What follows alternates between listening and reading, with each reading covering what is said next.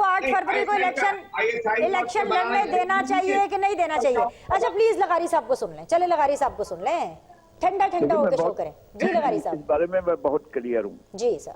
9 मई का वाकया संगीन था, लेकिन 9 मई के किसी वाकये में मुलव्विस किसी शख्स को जब आप अदालती प्रोसेस में लाकर कन्विक्ट करेंगे तो वैसे ही नाअहल हो जाएगा।